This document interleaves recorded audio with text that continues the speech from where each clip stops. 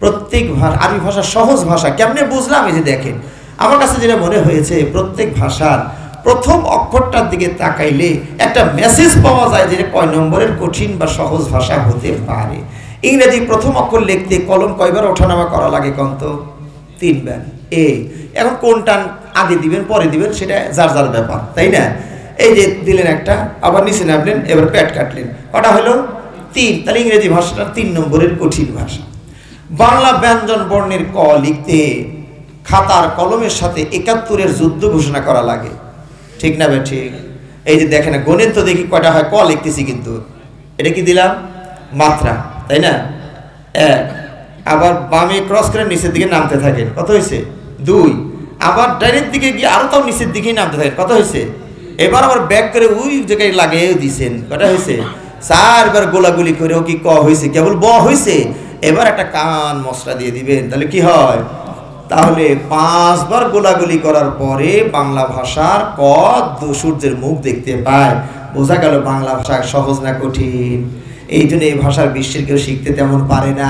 চাইনার একটু কষ্ট করে শেখে, ওর বাংলা শুনলেই বোঝা যায় যে বাঙালি। সাদা কুসকুসে লাল ধবধবে, এইরকম বাংলা যদি কেউ বলে ও বাঙালি, সাদা কুসকুসে আর লাল ধবধবে, এরকম বাংলা বললে কেউ বাঙালি নাকি? কথা বুঝলে? সব মানে শক্ত, কিন্তু শক্ত সব জায়গায় চলে না। কালো কুসকুসে, লাল টুকটুকে, সাদা ধবধবে, এটা ঠিক আছে, এ হলো বাঙালি, তাই না? লাল ধবধবে, কালো কুসকুসে, এটা তো হয়ে গেল। কালো টুকটুকে, তাহলে হবে না, এটা বাঙালি না। কথা বুঝতে পেরেছেন? আচ্ছা, আরবি, তাহলে বাংলা ভাষা অনেক কঠিন ভাষা, যার কারণে কেউ তেমন শিখতে পারে না। আরবি প্রথম অক্ষরটার নাম কি বলতো? কারো যদি প্যারালাইসিস হয়, আপনার আব্বার বা দাদার প্যারালাইসিস হয়েছে, তারপরে কলমটা দিয়ে বলছেন একটা আলিফ লেখেন তো, দেখি পারেন নাকি? তো এরকম তুলতে গিয়ে হঠাৎ করে দশ পড়েও গেছে, আরে বাবা পারলাম না, পড়ে গেছে। না না, টেনশন করেন না, হয়েছে তো, আলিফ হয়েছে না হয় নাই, পড়ে গেছে, তাও প্রাণ ছাড়াই আলিফ হয়ে যায়। তার মানে আরবি ভাষা সহজ না কঠিন? সহজ। চেষ্টা করেন। قال كذلك أتتك آياتنا فنسيتها وكذلك اليوم تنسى. عن عمر بن الخطاب رضي الله تعالى عنه قال قال رسول الله صلى الله عليه وسلم إن الله يرفع بهذا الكتاب أقواما ويضع به آخرين. رواه مسلم. الحمد لله. সমস্ত প্রশংসা, যাবতীয় গুণগান মহান আল্লাহ সুবহানাহু ওয়া তাআলার জন্য, যার অপার অনুগ্রহে এবং অশেষ মেহেরবানিতে আজকের মতো এমন একটি সুন্দর সুশৃঙ্খল দিনী পরিবেশে আমরা সমবেত হতে পেরেছি। দিনের কিছু কথা শ্রবণ করার, দিনের কিছু জ্ঞান আহরণ করার চেষ্টা করছি। যে রব্বুল আলামিন এই সুবর্ণ সুযোগটুকু আমাদের দান করলেন, তার কৃতজ্ঞতা এবং শুকরিয়া জানাচ্ছি আলহামদুলিল্লাহ। সালাত এবং সালাম, শান্তি ধারা বর্ষিত হোক আমাদের প্রিয় নবী, বিশ্ব নবী, সর্বশেষ ও সর্বশ্রেষ্ঠ নবী, নবী মুহাম্মদুর রাসূলুল্লাহ সাল্লাল্লাহু আলাইহি ওয়াসাল্লামের প্রতি। সম্মানিত সুযোগ্য শ্রদ্ধা ভাজন আজকের এই মাহফিলের সভাপতি সাহেব, বিজ্ঞ উলামায়ে কেরাম, বিভিন্ন পর্যায়ের নেতৃবৃন্দ, অতিথিবৃন্দ এবং আমার সামনে উপবিষ্ট বয়োজ্যেষ্ঠ বয়োকনিষ্ঠ সুধীমণ্ডলী, পর্দার অন্তরালে মা ও ভগ্নীগণ, আমি আপনাদের সামনে পবিত্র কোরআন কারীমের সূরাত তাহা এর 124, 25 এবং 126 নম্বর আয়াত তেলাওয়াত করেছি। পাশাপাশি বিশ্বনবী মুহাম্মদুর রাসূলুল্লাহ সাল্লাল্লাহু আলাইহি ওয়াসাল্লামের অমীয় বাণী হতে একটি বাণী পাঠ করেছি। এই আয়াত এবং হাদিসকে সামনে রেখে আমি আপনাদের সামনে যে বিষয় নিয়ে আলোচনা করার ইচ্ছা পোষণ করি সেটি হচ্ছে আল কোরআনুল কারীমের অধিকার। আল কোরআনুল কারীমের অধিকার। আমাদের উপরে অনেকেরই অধিকার আছে। আমাদের উপরে আল্লাহর কিছু অধিকার আছে না নাই? আল্লাহ নবী সাল্লাল্লাহু আলাইহি ওয়াসাল্লাম সাহাবাদেরকে সম্বোধন করে বলেছিলেন, আতাদরুনা মা হাক্কুল্লাহি আলাল ইবাদ ওয়া মা হাক্কুল ইবাদ আলাল্লাহ, তোমরা কি জানো তোমাদের উপরে আল্লাহর অধিকারটা কি আর আল্লাহর উপরে তোমাদের অধিকারটা কি? তাহলে নবী সাল্লাল্লাহু আলাইহি ওয়াসাল্লাম নিজে উত্তর দিয়ে বললেন, তোমাদের উপরে আল্লাহর অধিকার হচ্ছে যে তোমরা একমাত্র তারই ইবাদত করবে আর কারো নয়, আর তার সাথে কাউকে শরীক করবে না। তোমাদের হক আল্লাহর উপরে, তোমাদের অধিকার আল্লাহর উপরে। যে তার সাথে শরীক করবে না আল্লাহ তাকে আযাব দিবেন না। এটা হচ্ছে আমাদের হক অধিকার আল্লাহর উপরে, আল্লাহর কাছে। এভাবে আমাদের প্রতিবেশীর অধিকার আমাদের উপরে আছে, আপনার বাবা মার অধিকার আপনার উপরে আছে, আপনি সন্তান হলে তারও কিছু অধিকার বাবা মার উপরে আছে, পরস্পরের উপরে অধিকার আছে। এমনকি আপনার সাথে যে অঙ্গ প্রত্যঙ্গগুলো রয়েছে তাদেরও কিছু অধিকার আপনার উপরে আছে না নেই? অবশ্যই আছে। সালমান ফারিসি রাদিয়াল্লাহু তাআলা আনহু আল্লাহর নবী সাল্লাল্লাহু আলাইহি সাল্লাম কর্তৃক মেহমান হিসাবে আবু দারদার বাড়িতে বাড়িতে যান। বাড়িতে গিয়ে সালাম দিলেন, দেখা গেল আবু দারদা রাদিয়াল্লাহু তাআলা বাড়িতে ছিলেন না, তার বিবি সামনে আসলেন। আবু দারদা তার স্ত্রীর পরনে ছিল জীর্ণ শীর্ণ পোশাক, ছেঁড়া ফাটা এরকম একটা পোশাক। তো সালমান ফারিসি রাদিয়াল্লাহু তাআলা আনহু জিজ্ঞেস করলেন যে আপনার বোন আপনার এই অবস্থা কেন?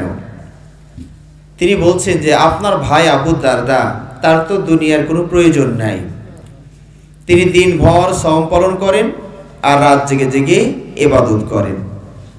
তা আমি স্ত্রী হিসাবে আমার তো কোনো প্রয়োজন তিনি মনে করছেন না, কাজে আমার পরনে কাপড় ছেঁড়া ফাটা, আমি পরিষ্কার না অপরিষ্কার এটা তো তার দেখার বিষয় না। কথাগুলো বলতে না বলতেই ইতিমধ্যে আবু দারদা রাদিয়াল্লাহু তাআলা আনহু বাসায় চলে এসেছে। আর সম্ভবত এটা পর্দার আয়াত নাজিল হওয়ার আগের ঘটনা, যার কারণে বিবি সামনে এসেছিলেন, তার পরনের কাপড়টা কেমন ছিল তিনি দেখেছেন। তা আবু দারদা রাদিয়াল্লাহু তাআলা আনহু বাড়িতে এসে যখন দেখলেন যে স্বয়ং আল্লাহর নবী সাল্লাল্লাহু আলাইহি ওয়াসাল্লাম কর্তৃক প্রেরিত মেহমান তার দ্বারস্থ হয়েছে, তার বাড়িতে এসেছে, খুবই খুশি হলেন, দ্রুত খাবারের ব্যবস্থা করলেন। তো সালমান ফারিসি রাদিয়াল্লাহু তাআলা আনহু একটু বেঁকে বসলেন, দুপুরের খাবার বলছে না আমি খাবো না, আপনি যদি খান তাহলে আমি খাবো। আবু দারদা বলছেন আমি তো সওম রেখেছি। তো সালমান ফারিসি রাদিয়াল্লাহু তাআলা আনহু বললেন এটা নফল সওম, ফরজ তো না, নফল সওম। আর নফল সওম আল্লাহ নবী সাল্লাল্লাহু আলাইহি ওয়াসাল্লাম বলেছেন as-সাইমুল মুতাতাওয়ি আমিরু নাফসিহি, নফল সওম পালনকারী নিজেই নিজের শাসক, রাখতেও পারে ভাঙতেও পারে। কারণ উনি তো জানেন যে রুটিনটা কি, আজকে উনি রুটিনটা ভাঙতে হবে, কথা বুঝতে পেরেছেন? এই জন্য সালমান ফারিসি একটু বেঁকে বসলেন যে আপনি যদি আমার সাথে খান তাহলে আমি খাবো না, আমিও খাবো না। এখন আল্লাহ নবী সাল্লাল্লাহু আলাইহি ওয়াসাল্লামের প্রেরিত মেহমান, তিনি আবার অসন্তুষ্ট হয়ে যান কিনা, আবার নবী সাল্লাল্লাহু আলাইহি ওয়াসাল্লামের কাছে মামলা চলে যাবে, তো দরকার নেই। উনি মনের দুঃখ মনেই থাকলো, সওম ভঙ্গ করে মেহমানের সাথে খাওয়া দাওয়া করলেন। রাত্রিবেলায় খাবার শেষে সালমান ফারিসি রাদিয়াল্লাহু তাআলা আনহু শয়ন করছেন, এশার সালাতের পরে শয়ন করছেন। আবু দারদা রাদিয়াল্লাহু তাআলা আনহু শয়ন না করে তিনি সালাতে দাঁড়িয়ে যাচ্ছেন।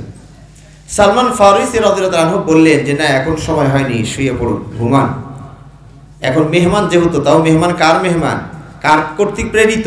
নবী মুহাম্মদ রাসূলুল্লাহ সাল্লাল্লাহু আলাইহি ওয়াসাল্লাম কর্তৃক প্রেরিত, এখানে বেয়াদবি করলে মুশকিল আছে।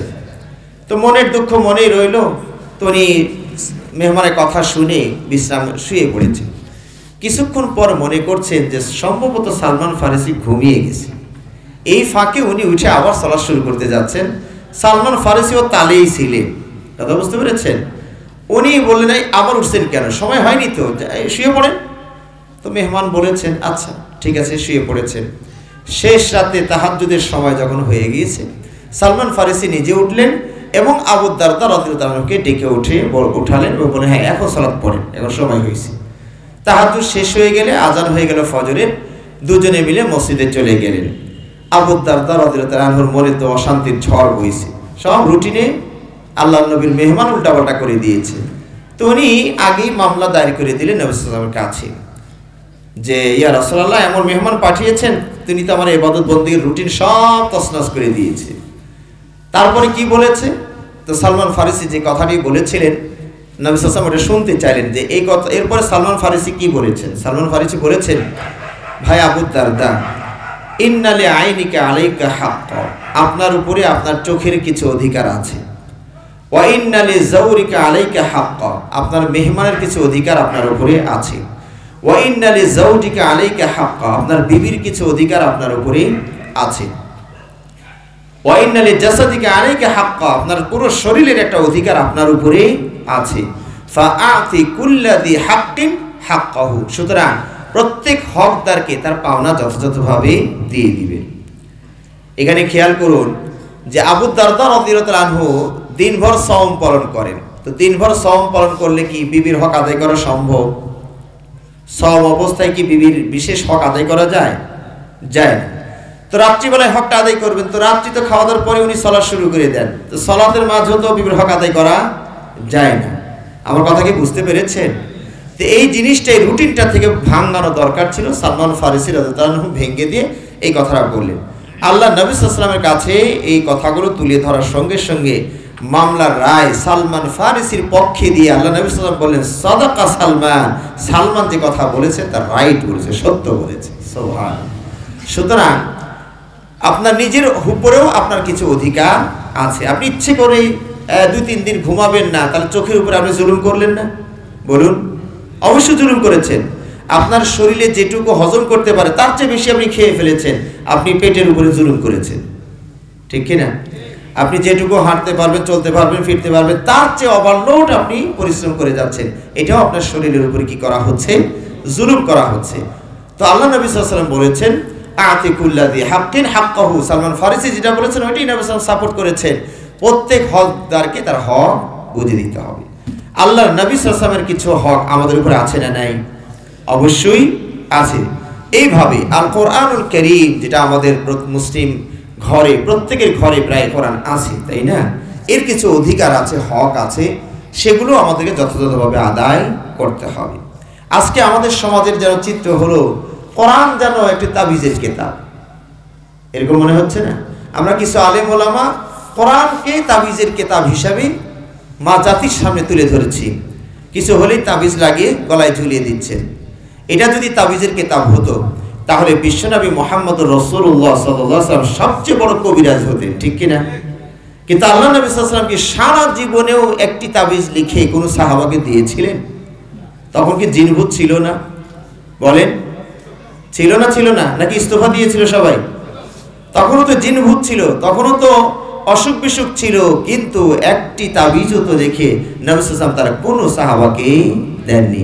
আবু বকর রাদিয়াল্লাহু আনহু তো কোনোদিন তাবিজ লেখেননি, ওমর ইবনে খাত্তাব তো কোনোদিন তাবিজ লেখেননি। আমরা লিখলাম কেন? বেতন কম যে, দোষ তো আপনাদেরই, তাই না?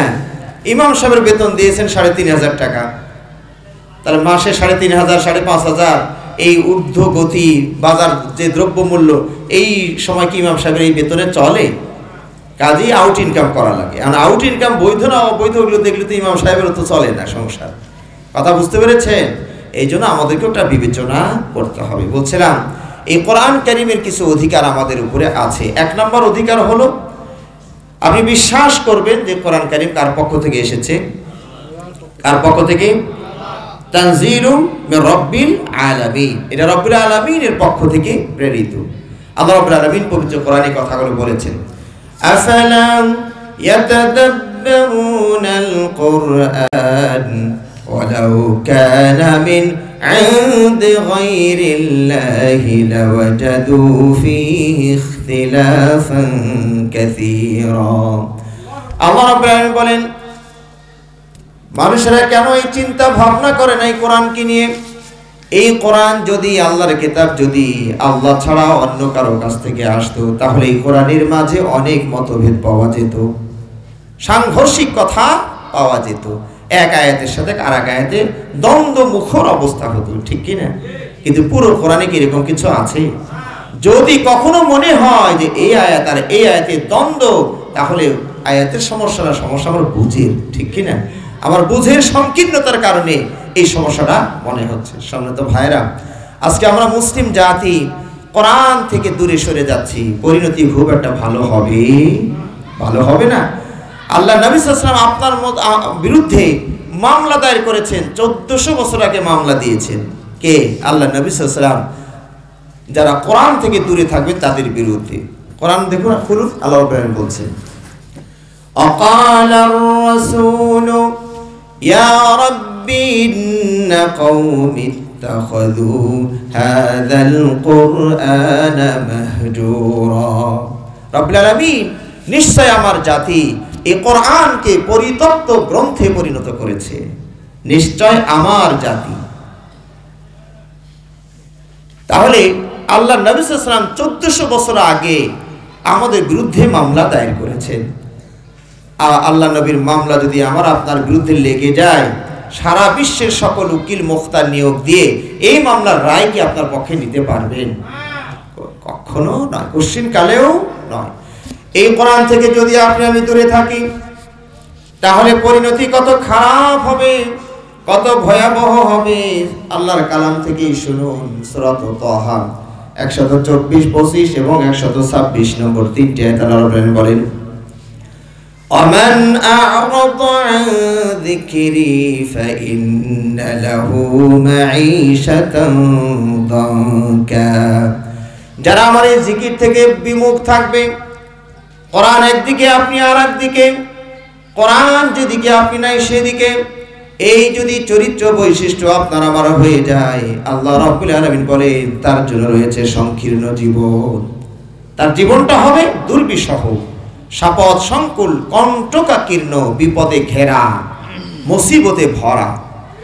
এর দুটো ব্যাখ্যা রাইসুল মুফাসসিরিন সাহাবী আব্দুল্লাহ বিন আব্বাস রাদিয়াল্লাহু আনহু করেছেন।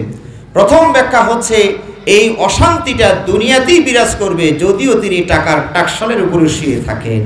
আত্মিকভাবে যেটা প্রশান্তি তা তিনি উপলব্ধি করবেন না, বুঝতে পারবেন না। সবসময় কি যেন একটা অশান্তি অন্তরের ভিতরে বিরাজ করবে। এর দ্বিতীয় ব্যাখ্যা হচ্ছে, এই কোরআন ছাড়া যদি আপনি কবরে চলে যান, তাহলে চতুর্দিক থেকে কবর চেপে আসবে, হাড় ভেঙে চুরমার করে দিবে। কারণ আপনি পাসপোর্ট আর ভিসা ছাড়া অন্যের দেশে প্রবেশ করেছেন। এখানেই শেষ নয়, আল্লাহ রাব্বুল আলামিন আরো বলেন, ওয়া নাহশুরুহু ইয়াউমাল কিয়ামাতি আ'মা। কিয়ামতের দিন ওই বান্দা, যে বান্দা কোরআন থেকে দূরে থাকে, সেই বান্দাকে আল্লাহ রাব্বুল আলামিন বলেন আমি ওকে অন্ধ করে উঠাবো। হাসরের ময়দানে আল্লাহ রাব্বুল আলামিন অন্ধ করে উঠাবেন। আপনি তখন আল্লাহ রাব্বুল আলামিনের কাছে ফরিয়াদ করবেন, আল্লাহকে ডাক দিয়ে বলবেন, রাব্বি লিমা হাশারতানি আ'মা ওয়া ক্বাদ কুনতু বাসীরা। রাব্বুল আলামিন আমাকে কেন অন্ধ করে উঠালেন? আমি তো চক্ষুষ্মান ছিলাম, দুনিয়াতে আমার চক্ষু ছিল। অর্থাৎ যেন তিনি আল্লাহর কাছে বলতে যাচ্ছেন, আল্লাহ আমাকে তো দুনিয়াতে চক্ষু দিয়েছিলেন, মৃত্যুর পরে পুনরুজ্জীবনে পুনর্বার সৃষ্টি করতে গিয়া সব অঙ্গ প্রত্যঙ্গ দিলেন, চক্ষু দুটো দিলেন না, যে ভুলে গেলেন কি? আল্লাহ রাব্বুল আলামিন কি ভুলে যান? বলুন, আল্লাহ রাব্বুল আলামিন কি ভোলে? আল্লাহ রাব্বুল আলামিন কি উত্তর দিচ্ছেন দেখুন, কাযালিকা আতাতকা আয়াতুনা ফানসিতাহা ওয়া কাযালিকাল ইয়াউমা তুনসা। এভাবেই আমার আয়াত, আমার নিদর্শনাবলী তোমার দ্বারস্থ হয়েছিল, তোমার বাড়িতে ছিল, তুমি সেটা দেখেও না দেখার ভান করেছিলে, আজকে তোমার সাথে ওই রকমই একটা আচরণ করা হবে। আল্লাহ রাব্বুল আলামিন বলতে চান, উলুবনে মুক্তা ছড়িয়ে লাভ নাই, অপত্রে দান করে লাভ নাই। আমি তোমাকে চক্ষু দিয়েছিলাম, আমার নিদর্শন দেখবে, আমাকে চিনবে। এটাই হলো যোগ্যতা, এটা বিচক্ষণতা। নাস্তিকদের এই যোগ্যতা নাই, মুসলিমদের এই যোগ্যতা আছে, ঠিক না? তারা সূর্য দেখে, সূর্য দেখে আল্লাহকে চেনে। কারণ সূর্য একা উঠতে পারে না, ডুবতে পারে না, কেউ তারে ড্রাইভ করে। এই ড্রাইভারকে তারা সূর্য দেখেই চিনতে পারে, ঠিক কিনা? দূরে আগুন লেগেছে, মুসলিমরা বুঝবে ওখানে দূরে ধোঁয়া দেখা যায়, বুঝবেন ওটা ধোঁয়া নয়, নিচে আগুন আছে। ঠিক না ভাই? ঠিক। কিন্তু নাস্তিকরা অযোগ্য, বিচক্ষণ নয়, তারা মনে করে ধোঁয়াই একটু দেয়, কি হয়েছে? কথা বুঝতে পেরেছেন? এই আল্লাহ রাব্বুল আলামিন বলতে চাচ্ছেন, আমি যে নিদর্শনগুলো দিয়েছিলাম, এই যে রাত একটি নিদর্শন, দিবস একটি নিদর্শন, শীত একটা নিদর্শন, গ্রীষ্ম এটা একটি কাল, সব নিদর্শন। আসমান একটা নিদর্শন, জমিন একটা নিদর্শন, আগুন একটা নিদর্শন, বাতাস, পানি সব হচ্ছে নিদর্শন। নিদর্শন মানে কি? একটা দেখে যা দেখেননি সেটা উদ্ধার করবেন, এটার নাম হলো, বলুন এটার নাম কি? নিদর্শন। সিন দেখে আনসিনকে নির্ণয় করবেন, ঠিক আছে না? গাছের পাতা নড়েছে, বুঝবেন এ তো নড়ার কথা না, নড়লো কেন? তাহলে একটা পোকা মনে হয় ওর উপরে লাফ মারছে, অথবা বাতাস মনে হয় বইছে, নয় পাখির একটা বাড়ি মারছে। কেউ না কেউ তো পোকে নাড়াইতে হবে, নাহলে পাতা তো একা নড়ার কথা নয়। কথা কি বুঝতে পেরেছে? সুতরাং আল্লাহ রাব্বুল আলামিন বলছেন, আমি তোমাকে চক্ষু দিয়েছিলাম, আমার নিদর্শন দেখে আমাকে চিনবে। আমি আড়ালে আছি ঠিক আছে, কিন্তু আমি তো সাইন আলামত তোমার সামনে দিয়ে রেখেছি। এই যে মোবাইল আছে, তার মানে মোবাইল বানানেওয়ালা একজন আছে না নাই? আপনারা কি দেখেছেন? আমরা দেখিনি, কিন্তু নির্মাণ যেহেতু আছে, নির্মাতা অবশ্যই দেখার তো দরকার নাই। সূর্য আছে, তার সূর্য চালানোর একজন আছে, ড্রাইভার একজন আছে। আসমান আছে যেহেতু, বানানেওয়ালা একজন আছে। জমিন যেহেতু আছে, বানানেওয়ালা একজন আছে। আরবের একজন সাধারণ মানুষকে যখন এক পণ্ডিতে জিজ্ঞেস করলেন, তুমি কি তোমার রবকে বিশ্বাস করো? হ্যাঁ অবশ্যই বিশ্বাস করি। তো তোমার কাছে কি দলিল আছে? তুমি কি তাকে দেখেছো? না দেখিনি। তাহলে কি করে বিশ্বাস করো যে আল্লাহ বলতে একজন আছেন? তো সাধারণ মানুষ, দলিল প্রমাণ অত মুখস্থ নাই, তিনি তার সামনের যুক্তি দিয়ে বোঝানোর চেষ্টা করছেন। তিনি বলছেন, আরবি দিয়া বলছেন, আল বা'রাতু তাদুল্লু আলাল বাঈরি ওয়াল আসারু ইয়াদুল্লু আলাল মাসীরি ফাসামাউন যাতু আবরাজ ওয়া বিহারুন যাতু আমওয়াজ ওয়া আরদুন যাতু ফিজাজ আলা তাদুল্লু আলাস সামিউল বাসীরি। বলছেন, গোবর দেখলে গরুকে চেনা যায়। ধরেন এই মাঠে এক জায়গায় গোবর পড়ে আছে, আপনি কি বুঝবেন এখানে গরু এসেছিল না এসে নাই? বা আসুক বা না আসুক, এই জিনিসটা কার? গরুর। গরু দেখা লাগবে না, গোবর দেখলেই চেনা যায় যে গরু একটা জিনিস আছে, ঠিক কিনা? মাটির উপর দিয়ে, বালুর উপর দিয়ে কেউ যদি হেঁটে যায়, পদচিহ্ন দেখে, পায়ের ছাপ দেখে আপনি কি চিনবেন না এটা হাঁস না মুরগি না গরু না ছাগল গেছে না সাপ গিয়েছে? যাদের চিহ্ন আপনি মোটামুটি বুঝতে পারেন, ওইরকম কেউ গেলে আপনি চিনতে পারবেন না? পারবেন না। যাওয়া দেখেননি, কিন্তু বুঝবেন যে গরু খেয়ে গেছে। ক্ষেত কে খাইছে? যে গরু পায়ের ছাপ দেখা যায় গরু। তাহলে পায়ের ছাপ দেখে গরুকে চেনা যায়, পথিককে চেনা যায়, ঠিক কিনা? তো এই লোকটি বলছেন, তাহলে এই যে সাতটা আসমান পলে পলে সাজানো, এই যে তরঙ্গ বিশিষ্ট সাগর নদী নালা, এই যে সমতল রাস্তাঘাট বিশিষ্ট এত বড় পৃথিবী, এগুলো কি প্রমাণ বহন করেন না যে এগুলো চালানেওয়ালা একজন আছেন? সুবহানাল্লাহ। তো আল্লাহ রাব্বুল আলামিন বলছেন, বান্দারা আমি তোমাকে চক্ষু দিয়েছিলাম, আমার নিদর্শন দুই রকমের। একটা হলো দেখা, মারইয়া, দেখা নিদর্শন, আর একটা হলো পড়া নিদর্শন। এই যে কোরআনের প্রত্যেকটা যে ফুল স্টপ আছে, ফুল স্টপ, এই যে দাঁড়িয়ে আছে, এই প্রত্যেকটা দাঁড়ির নাম কি বলুন তো?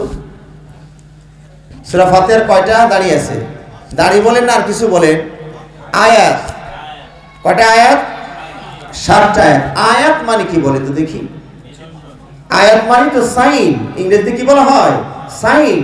এই প্রত্যেকটা আয়াত এক একটা সাইন, নিদর্শন। আলহামদুলিল্লাহি রাব্বিল আলামিন, এটার বলনেওয়ালা একজন আছে না নাই? এটা একটা সাইন। এই কথা কোনো মানুষ বলেনি। কে বলেছেন? কেউ বলনেওয়ালা একজন আছেন। প্রত্যেকটা আয়াত, এই আয়াতকে বলনেওয়ালা একজন আছেন না নাই? ইয়াসিন ওয়াল কুরআনিল হাকীম, এই কথাগুলো যিনি উচ্চারণ করেছেন, এই উচ্চারণকারী একজন আছেন না নাই?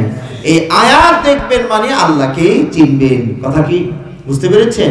তাহলে আপনি বলছেন, তোমাকে চক্ষু দিলাম, কি আমি দিলাম চক্ষু, আমার নিদর্শন দেখে আমাকে চিনবা।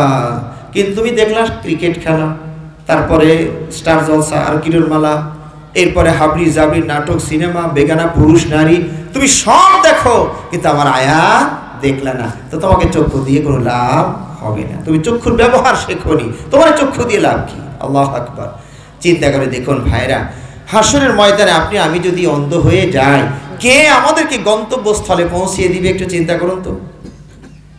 এই মুহূর্তে আল্লাহ না করুন আপনার বা আমার কারো চক্ষু যদি অন্ধ হয়ে যায়, তাহলে আপনি কি হেঁটে বাড়ি যেতে পারবেন? যারা যারা এই এলাকায় বসবাস করেন, এই রাস্তাগুলো দিয়ে যারা 50 বছর ধরে চলাচল করেন, তারাও কি এই মুহূর্তে অন্ধ হয়ে গেলে একা একা বাড়ি যেতে পারবেন? পারবেন না। তিনি সাহায্যের আবেদন করবেন, ভাই আমি তো ভালো মানুষ আসলাম, হঠাৎ করে কি যেন একটা পোকা চোখে ঢুকলো, আমি তো আর কিছু দেখি না, আমার একটু বাবারা কে আছো, আমার হাতটা ধরে একটু বাড়িতে পৌঁছিয়ে দাও দাও। হ্যাঁ, এরকম হৃদয়বান মানুষ আপনি কি পাবেন না? পাবেন না? হ্যাঁ বলুন, পাবেন না? পাবেন না? কিন্তু হাসরের ময়দানে আমাদের কি ওই রাস্তায় চলাচলের কোনো অভিজ্ঞতা কারো আছে? হাসরের ময়দানে কারো 10 বছর চলার অভিজ্ঞতা আছে? বলেন আছে? নাই। ওই জায়গায় আপনি সাহায্য চাইলে কেউ আপনাকে সাহায্য করবে? বলুন। কোরআন খুলুন, তাহলে বুঝে ফেলবেন। আল্লাহ রাব্বুল আলামিন বলে দিয়েছেন, লা ইয়াসআলু হামিমুন হামিমা। অন্তরঙ্গ বন্ধুকে দেখে জিজ্ঞেসটুকু করবে না, ভাই কি সমস্যা বলেন তো, আমি কি করতে পারি একটু বলেন না। এরকম বলার মতো কাউকে পাবেন না।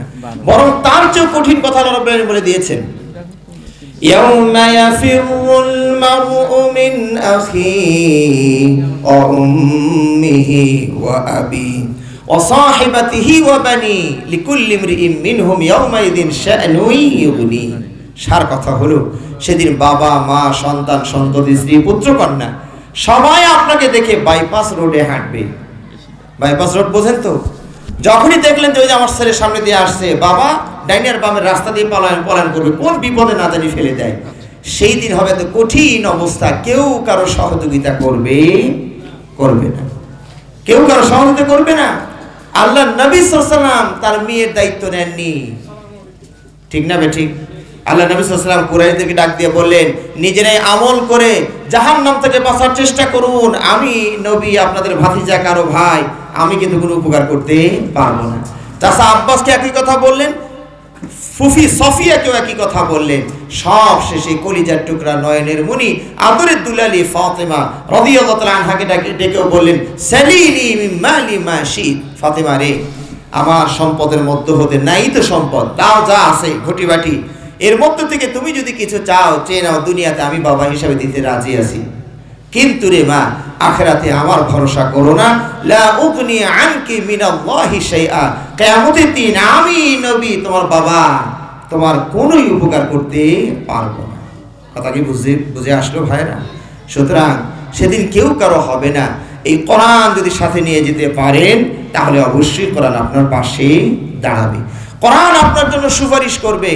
আল্লাহ নবী সাল্লাল্লাহু আলাইহি ওয়াসাল্লাম বলেছেন, ইন্না সিয়ামা ওয়াল কুরআনা ইয়াশফাআনি লিল আবদি। নিশ্চয় সিয়াম, এই যে সামনে আসছে রমজান মাস, রোজা, নিশ্চয় সিয়াম মানে রোজা, এবং এই কোরআন, এই দুইজনে আল্লাহর সামনে সুপারিশ করবে আপনার পক্ষে। সুবহানাল্লাহ, সুবহানাল্লাহ।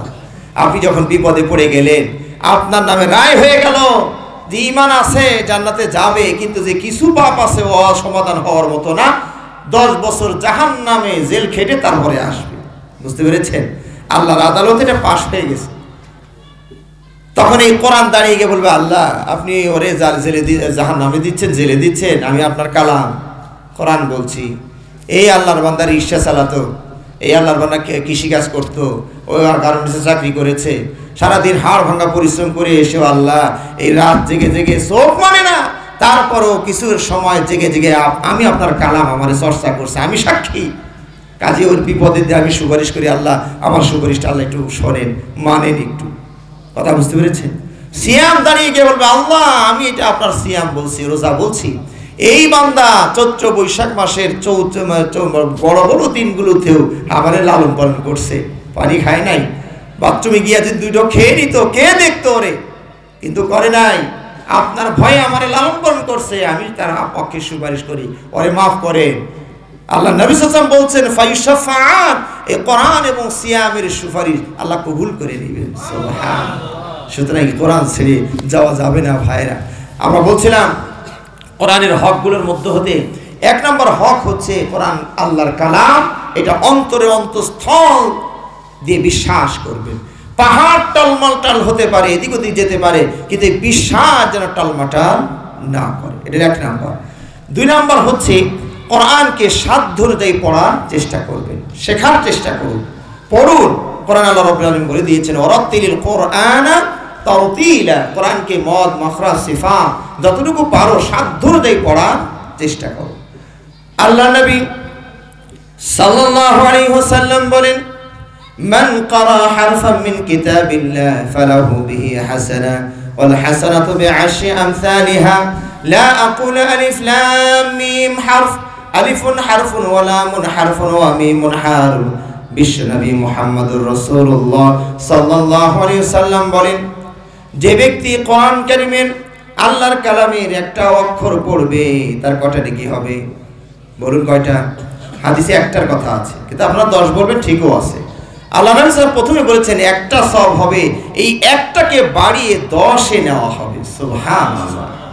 আল্লাহ নবী সাল্লাল্লাহু আলাইহি ওয়াসাল্লাম বলছেন আমি এই কথা বলি না যে আলিফ লাম মিম এই 3টা মিলে একটি অক্ষর 10 নেকি, বরং আলিফ একটি অক্ষর 10, লাম একটি অক্ষর আরো 10, মিম আর একটি অক্ষর আরো 10। শুধু আলিফ লাম মিম কোন আল্লাহর বান্দা যদি কোরআন না জানে, না পড়তে পারে, এই আজকের মাহফিলে শুধু শুনেছে যে আলিফ লাম মিম কোরআনের আয়াত, না আল্লাহ নবী সাল্লাল্লাহু আলাইহি ওয়াসাল্লাম বলেছেন সূরা বাকারার শুরুতেই আছে, ঠিক কি না?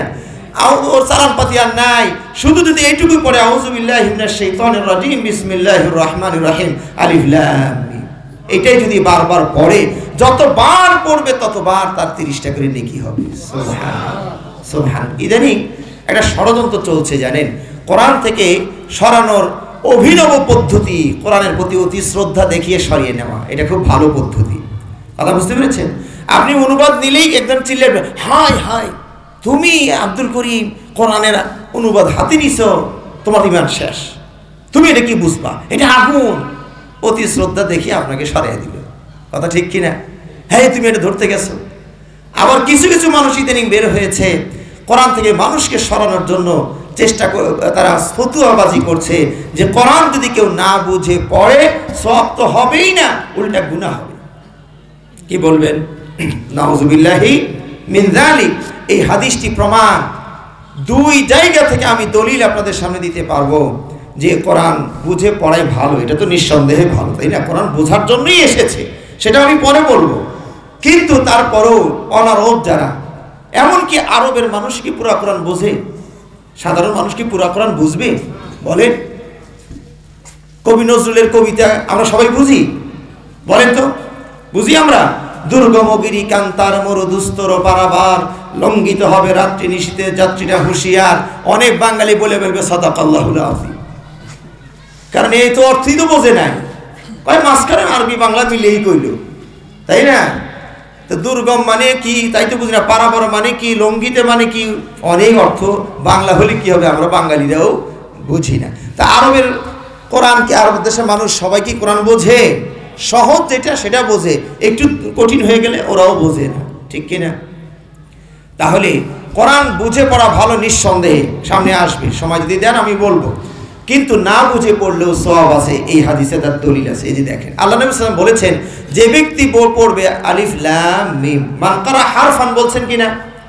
হারফান মানে একটা অক্ষর, অক্ষরের কোনো অর্থ আছে? বলেন, অক্ষরের কোনো অর্থ আছে? কলম মানে কি বলুন তো? কলম কি? কলম। কলম বললে যে এই জিনিসটা বোঝেন, 3টা অক্ষর একসাথে জয়েন্ট দিয়ে বললে এটা বোঝেন, ঠিক কিনা?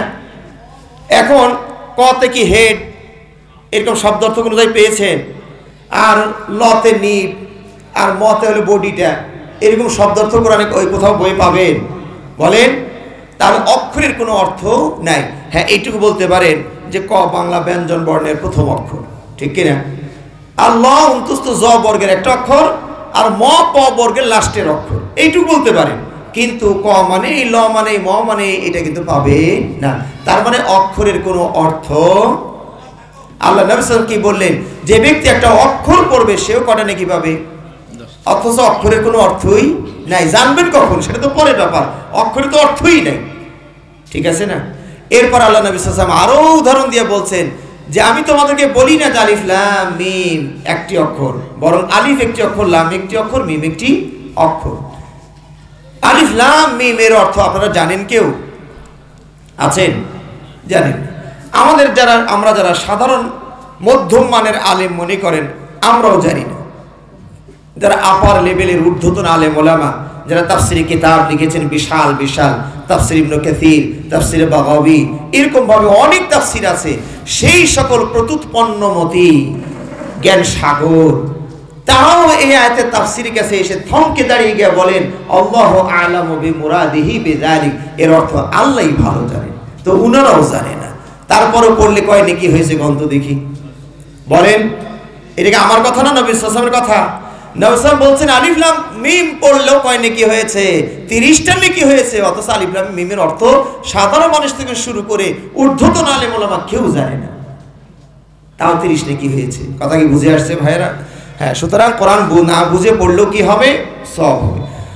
আল্লাহ নবী সাল্লাল্লাহু আলাইহি ওয়াসাল্লাম বলেছেন আল মাহিরু বিল কোরআন মা সাফারাতিল কিরামিল বারারা, যারা কোরআনকে অনায়াসে পড়তে পারেন তারা শিক্ষিত ফেরেশতাদের সাথে তার হাসর নাসর হবে। সুবহানাল্লাহ। আর যারা কোরআন পড়তে গিয়া পারেও না, ছাড়েও না, এক আল্লাহর বান্দা কোরআন পড়তে গিয়া পড়ছে আলিফ লাম, তো বলছে আলিফ, এখানে এত টান দিলে কেন? এখানে তো টান নাই, এটা আলিফ এরকম করে বলতে হয়। কয় না, টান দেই না তো, পরেরটা মনে আসতেছে না, এই জন্য গিয়ারে ধরে রাখছি। কথা বলেন, গিয়ারে ধরতে গিয়ে টান হয়ে গেছে, এটা আমার দোষ না। কথা বুঝতে পেরেছেন? তো এইরকম যারা কষ্ট করে পড়েন তাদের সওয়াব হবে ডবল ডবল। আল্লাহ নবী সাল্লাল্লাহু আলাইহি ওয়াসাল্লাম বলেছেন ওয়াল্লাযী ইয়াকরাউল কোরআন ওয়া ইয়াতাতা'তা'উ ফীহি ওয়া হুয়া আলাইহি শাক্কুন ফালাহু আজরান, ও ডবল সওয়াব হবে। কেন কন্ত? কেন বলুন তো? কারণ সময় বেশি লাগছে, ঠিক কিনা? একজন হাফেজে কোরআন অনায়াসে একবার আধা ঘন্টার মধ্যে পড়ে ফেলবে, আপনার তো 2 ঘন্টাও শেষ হবে না। কাজে আপনার সময় বেশি লাগে, পারেনও না, ছাড়েনও না, এই জন্য আল্লাহ আপনাকে ডবল ডবল সওয়াব দিবেন। সুবহানাল্লাহ। সুতরাং কোরআন পড়বেন, কোরআন পড়বেন ভাইরা। এই কোরআন পড়লে আসমান থেকে শান্তি নেমে আসে। আজকে আমাদের ঘরে কোরআন পড়া হয় না, এখন শুধু সারেগামা পাদানিসা তো আছেই, আর প্রত্যেকটা মুসলিম ঘর এখন মন্দিরে পরিণত হয়েছে। কিভাবে মন্দির হইল? প্রত্যেকের বাড়িতে টেলিভিশন, প্রত্যেকের বাড়িতে মোবাইল, আর স্টার জলসা আর কিরণমালা, এগুলো যখন চালায় এর ভিতরে হিন্দুদের মূর্তি পূজার দৃশ্য আছে না নাই? এই ঢোলের পিটনি আছে না নাই?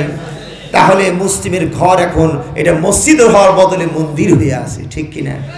তো এখানে শয়তান উৎপাত করবে না, কে উৎপাত করবে কন্ত দেখি? আল্লাহ নবী সাল্লাল্লাহু আলাইহি ওয়াসাল্লাম বলেছিলেন ইন্নাশ শাইতানা ইয়ানফিরু মিনাল বাইতিল্লাযী তুকরাউ ফীহি সূরাতুল বাকারা, যে ঘরে সূরা বাকারা তেলাওয়াত করা হয় সেই ঘর থেকে শয়তান পলায়ন করে, পালায়। আচ্ছা, আপনি কি ঘর থেকে, আপনার ঘর থেকে পালান না আপনার ঘর থেকে বের হন? দুটেই ভাষা। আপনি আপনার ঘর থেকে বের হন, আর যদি চোর আপনি যদি দেখতে পারেন এই কে রে চোর, ও কি বের হয় না পলায়? মানে কি? পিঠে শাল দৌড়, কাপড় ঠিক আছে কিনা আর দেখার সুযোগ নাই। এই শয়তানে যখনই কোনো বাড়িতে সূরা বাকারা তেলাওয়াত শুরু হয়, শয়তানের কাপড় ঠিক আছে কিনা দেখার সুযোগ নাই, ও ছিটে দৌড় পালায়। মানে বোমার মতো গুলি যেমন করলে যেমন লাগে, এই কোরআনগুলো ওইরকম শয়তানদের কাছে লাগে। আল্লাহু আকবার। সেগুলো আমরা পড়ি না। তা আমাদের ঘরে শয়তান আসবে না, কার ঘরে আসবে কন্ত দেখি? আল্লাহ নবী সাল্লাল্লাহু আলাইহি ওয়াসাল্লাম বলছেন এটা শয়তানই শিখে দিয়ে গিয়েছিলেন। সহিহ হাদিস, সহিহ বুখারীর হাদিস পড়বেন, যাকাতুল ফিতরের অধ্যায়ে হাদিসটা নিয়ে এসেছেন। আবু হুরায়রা রাদিয়াল্লাহু তাআলা আনহু 3 দিন ধরে পাহারা দিচ্ছিলেন যাকাতুল ফিতর, যেটা ফিতরা বলেন আপনারা। প্রতিদিন একজন চোর এসে চুরি করে, আর আবু হুরায়রা ধরে ফেলেন, অনুনয় বিনয় করে ছেড়ে দেয়। পরের দিন আবার, আর প্রতিদিনই আল্লাহ নবী সাল্লাল্লাহু আলাইহি ওয়াসাল্লামের কাছে জবাবদিহি করতে হয়। কারণ আল্লাহ নবীকে জানিয়ে দিচ্ছেন চোরের সাথে কিন্তু আপনার সাহাবা প্রহরী আঘাত করছে, ছেড়ে দেয়, দয়া মায়া করে ছেড়ে দেয়, ঘুষ তো নেয় নাই, তাই না? তো কান্নাকাটি করছে, ক্ষুধা, নিজে খাবার খেতে পায় নাই, পরিবারও না খেয়ে আছে। আচ্ছা যাকে গরিবের মালি তো খাকে, ও গরিবই খাকে। তো তৃতীয় দিন আবু হুরায়রা প্রত্যেকদিন যায় আর ওয়াদা দিয়ে যায়, আমি আর আসবো না ভাই, আজকে খালি ছেড়ে দেন। 2 বার ছেড়ে দিয়েছে, পরের দিন আবার আসছে। আর নবী সাল্লাল্লাহু আলাইহি ওয়াসাল্লাম প্রতিদিনই বলেছেন যে আবার কিন্তু আসবে। তো আবু হুরায়রা কড়া পাহারায় আছে, সেদিনও আসছে।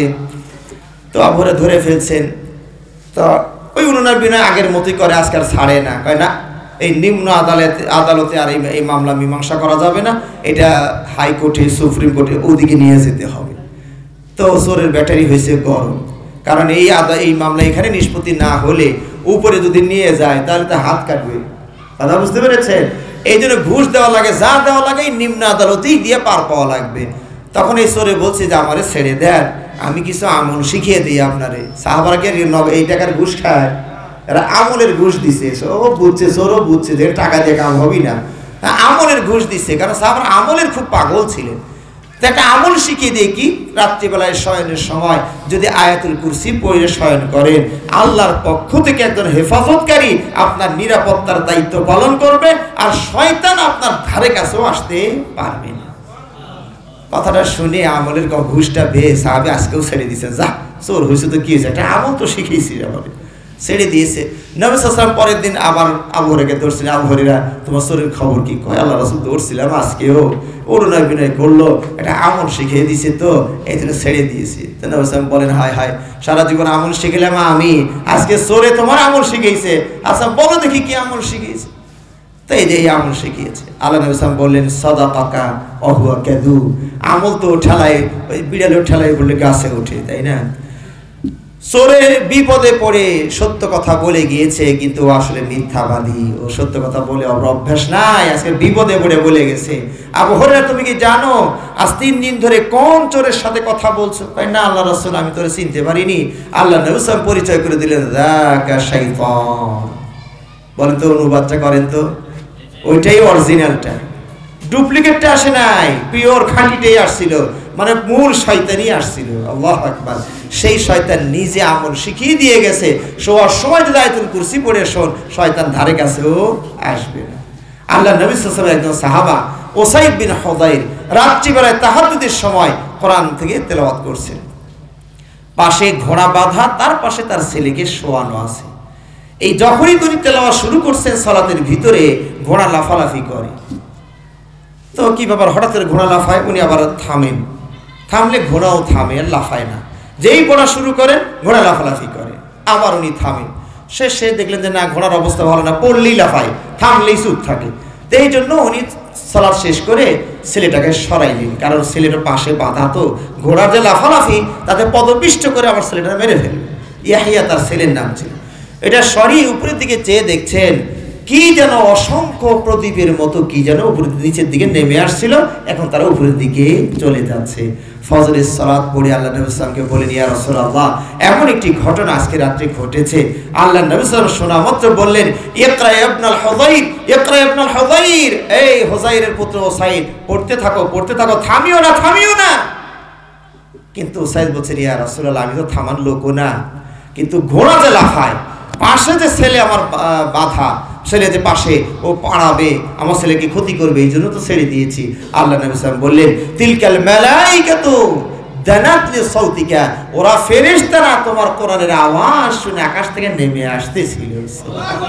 ওই খুশির চোটে ঘোড়া লাফাচ্ছিল, আমার মনিবের তিলাওয়াতে আকাশ থেকে ফেরেশতা নামছে, ওই টের পেয়ে খুশিতে লাফায়, আর তুমি মনে করছো তোমার ছেলেটা পাড়াবে। কথা বুঝতে পেরেছেন? আল্লাহ নবী সাল্লাল্লাহু আলাইহি ওয়াসাল্লাম বললেন, সাহাবা, তুমি যদি ফজর হওয়ার আগ পর্যন্ত এই রানিং অবস্থায় থাকতে, তেলাওয়াত করতে থাকতে, তাহলে ফেরেশতারা আটকা পড়ে যেত, আর উপরে উঠতে পারতো না। মদিনার সব মানুষ ফেরেশতা দেখে নিত। সুবহানাল্লাহ। সেই কোরআন থেকে আমরা আজ দূরে সরে গিয়েছি। সম্মানিত ভাইরা, পড়ার চেষ্টা করবো ইনশাআল্লাহ। আজকে আমরা পত্রিকা পড়াটা ফরজ, ডবল ফরজ করে নিয়েছি। ইউটিউব দেখাটা ফরজ, ডবল ফরজ, ঠিক কিনা? টিকটক দেখা তো 3 ডবল ফরজ, তাই না? এগুলো আমরা ফরজ করে নিয়েছি, কিন্তু আল্লাহর কালাম এখন আর পড়াশোনা কেউ করে না। আগে মা বোনরা একটু পড়তো, সেটাও আর নাই। আপনারা পুরুষেরা, আপনারা দেখেছি ফজর সালাত পড়ে যখন বাড়ি থেকে হাঁটা দিয়েছি, ওই বাড়ির টিনের বেড়ার ফাঁক দিয়ে নিচ দিয়া মৃদু মৃদু কণ্ঠে আমাদের মা বোনদের কোরআন তেলাওয়াতের আওয়াজ ভেসে আসতো না, আসতো না? এখন কি আসে? এখন আসে না। এইগুলো দেখতে দেখতে রাত 2টা-3টায় ঘুমায়, আর রাত 9টা, সকাল 9টা-10টায় উঠে, কখন ফজর গেল, কখন সালাত হবে, কখন তেলাওয়াত হবে, কিচ্ছু নাই ভাইরা। এই যে এইভাবে কোরআন থেকে দূরে সরে যাচ্ছেন, তাহলে কবরের অবস্থা কি হবে চিন্তা করে দেখুন। আল্লাহ আমাদেরকে বোঝার তৌফিক দান করে, আমিন। তাহলে 1 নম্বর কোরআনের অধিকার হলো বিশ্বাস করবেন, 2 নম্বর হলো পড়বেন, 3 নম্বর হচ্ছে সাধ্য অনুযায়ী মুখস্থ করবেন। পারবেন না ইনশাআল্লাহ? এই যে কোরআন মুখস্থ করলে কি লাভ হবে জানেন? আল্লাহু আকবার, কি লাভ হবে? এই যে হাফেজের ছেলেটাকে আজকে আপনারা পাগড়ি দিলেন এই মাদ্রাসার বদৌলতে, এই যে ছোট্ট ছোট ঘরগুলোতে ছেলেগুলো কি পরিশ্রম করে কোরআন মুখস্থ করে, একবার দেখবেন এসে কি পরিশ্রম করে। একটা কঠিন রুটিন তারা মেনে চলে। ফজরের আগে উঠতে হয়, 3টার সময়, রাত 3টায় উঠে পড়াশোনা শুরু করে, হাত মুখ দিয়ে ওযু করে। এরপরে রুটিন মাফিক চলতে হয়। সকাল 10টা পর্যন্ত এদের ক্লাস চলে, কোনো জায়গায় 9:30, 10টা থেকে 11টা পর্যন্ত গোসল খায়, একটু ঘুমটুম পেড়ে আবার 11টা থেকে আবার পড়া শুরু করে জোহর পর্যন্ত। জোহরে পড়া শেষ করে সালাত পড়ে খাওয়া দাওয়া করে আবার পড়াশোনা শুরু করে আসর পর্যন্ত। আসর থেকে মাগরিব সামান্য একটু সময় ওদের বিরতি দেওয়া হয়। মাগরিব থেকে আবার রাত 9টা-10টা পর্যন্ত পড়া। কঠিন রুটিন মেনে চলতে হয় ভাই এই ছেলেগুলো। এই জন্য যারা এই মাদ্রাসাগুলো চালান, সামর্থ্য থাকলে, যে আমাদের ডাক্তার সাহেব আছেন, এদের ব্রেনের উপরে মারাত্মক চাপ পড়ে। কথা বুঝতে পেরেছেন? একটু খাবারের মানটা যেন ভালো করা যায় চেষ্টা করিয়েন। আপনার বাড়িতে গরু আছে না, দুধ হয়, মাঝে মাঝে একদিনের দুধ মাদ্রাসায় দিয়ে যাবেন। যে কোরআনে হাফেজ কষ্ট করে কোরআন মুখস্থ করছে, দিয়ে গেলাম, আমাদেরকে খাওয়াই দিলেন। পারবেন না এটা? চেষ্টা করবেন ইনশাআল্লাহ। আল্লাহ আমাদেরকে তৌফিক দান করুন, আমিন। এই যে হাফেজে কোরআন, সম্মানিত ভাইরা, একজন ছেলে হাফেজ হতে মাত্র 3টা বছর লাগে। এটা আমরা সর্বোচ্চ ধরি। অনেকের ব্রেন ভালো হলে 6 মাসে হেফজ শেষ করে। বুঝতে পেরেছেন? 6 মাসে হেফজ করে। তো আমরা ধরে নিলাম সবচেয়ে বেশি যেটা, সেটি ধরে নিলাম যে 3 বছর লাগলো। আপনাদের এই মাদ্রাসায় যারা হেফজে পড়ে তাদের কোনো বেতন নেন? কেউ আছেন তথ্যটা দিতে পারেন? বেতন নেন হেফজখানায়? কত? 1500 টাকা নেন। 1500 টাকা এক মাস এই পড়াশোনা করে 1500 টাকা নেন। এতিম হলে আবার ফ্রি আছে, তাই না? আচ্ছা, তাহলে এই 1500 টাকা যারা বিনিয়োগ করছেন একটু খেয়াল করেন। 1500 টাকা বিনিয়োগ করছেন, মাসে 1500, বছরে কত হয়? 18,000, তাই না? 18,000, 3-18-তে কত হয়? 54,000। এই 3টা বছরে 54টা হাজার বিনিয়োগ করলেন, ছেলে হাফেজে কোরআন হয়ে বের হলো। এটা কি পরিমাণ যোগ্যতা হয়েছে দেখে পিচ্ছি ছেলে মনে হয়েছে? তার মান মর্যাদা কত বেশি একটু চিন্তা করুন। এই ছেলেটি সারা বিশ্বের যে কোনো মসজিদের ইমাম হওয়ার যোগ্যতা অর্জন করছে। ঠিক না ঠিক ভাইরা? ইমামতির ক্ষেত্রে কথা বলা হয়নি যে চেহারা কার কত সুন্দর, ওরে আগে পাঠাও। গায়ে শক্তি কেমন, ওরে দেখো, স্বাস্থ্য কেমন, গোস্ত কেমন, ওটারে আগে দাও না। ওর বাবার ধন সম্পদ কত আছে, ওইটার ইমাম বানাও। এই কথা কি আল্লাহ নবী সাল্লাল্লাহু আলাইহি ওয়াসাল্লাম বলেছেন? কি বলেছেন? আকরাউকুম কোরআনা, যার কোরআন সবচেয়ে বেশি মুখস্থ তারই ইমামতির দায়িত্ব দাও। সুবহানাল্লাহ। আল্লাহ নবী সাল্লাল্লাহু আলাইহি ওয়াসাল্লামের যুগে এগুলো আমাদের সমাজ অনেক সময় বুঝতে চায় না, বুঝতে চায় না। আল্লাহ নবী সাল্লাল্লাহু আলাইহি ওয়াসাল্লামের যুগে আমর ইবনে সালামা রাদিয়াল্লাহু তাআলা আনহু মাত্র 6 বা 7 বছরের বয়স, তিনি ইমামতি করতেন, পিছনে বড় বড় সাহাবারা মুক্তাদি হতেন। কেন?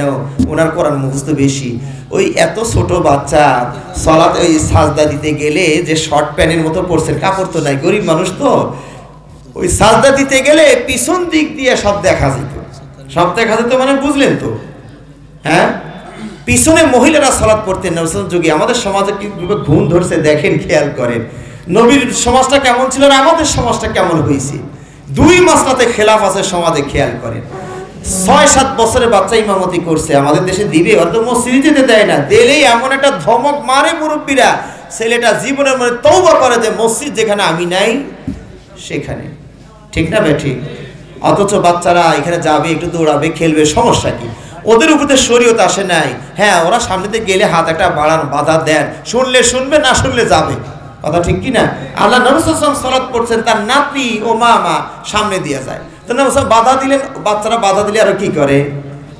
কান্তা দিকে আর বেশি করে না। তো নবী বাধা দিলেন নাতনিকে, নাতনি শুনলো না, চলেই গেল নানাকে ফাঁকি দিয়া। তখন সালাত শেষ করে বললে কি, ওরাই পারে, আমরাই পারি না। কথা বুঝতে পেরেছেন? ওরাই বিজয়ী নিয়ে আমরাই পরাজিত। তাহলে নবী সাল্লাল্লাহু আলাইহি ওয়াসাল্লাম বাচ্চাদেরকে কত আদর করতেন, এগুলো আমাদের সমাজে এখন নাই, এগুলো চিত্র নাই। এই ছেলেগুলো যে ধমকটা মারছেন, ওতে ওর বোঝা হয়ে গেছে মসজিদে যারা যায় ওরা ভালো মানুষ না। ঠিক না ভাই? ঠিক। আমি মনে করি কয়েকটা চকলেট পকেটে করে নিয়ে যাবেন। একটা বাচ্চা ছেলে আসছে, আদর করবো, মাশাআল্লাহ মাশাআল্লাহ তুমি আসছো, এই যে বাবা নাও, জোহরে আবার আসবা, আর একটা দিবনি। ও তখন ও আসবার 4-5 বন্ধুকে সাথে করে নিয়ে আসবে। কথা ঠিক না ভাই? ঠিক। আর আপনি যে ধমক মারছেন ও তো জীবন আর মসজিদে আসবে না, এই লোক মসজিদের লোক ভালো না, এরা ধমক মারে। হাদিস পড়েন, নবীর হাদিস পড়েন, আল্লাহ নবী সাল্লাল্লাহু আলাইহি ওয়াসাল্লাম সালাত লম্বা করার ইচ্ছা করতেন, লম্বা করার ইচ্ছা করতেন, পিছন থেকে এক বাচ্চা কেঁদে উঠেছে, আল্লাহ নবী সাল্লাল্লাহু আলাইহি ওয়াসাল্লাম সালাত শর্ট করে দিতেন, কারণ আর মায়ের কষ্ট হবে, বাচ্চা কেঁদে ফেলেছে। তো দেখুন আল্লাহ নবী সাল্লাল্লাহু আলাইহি ওয়াসাল্লাম মাকে তো বলতো, এই মহিলারা তোমরা আসো আসো, কিন্তু মহিলা বাচ্চা নিয়ে আসো কেন, আমাদের সালাতে ডিস্টার্ব দেয়। নবী সাল্লাল্লাহু আলাইহি ওয়াসাল্লাম কোনো দিন বলেননি। সুবহানাল্লাহ।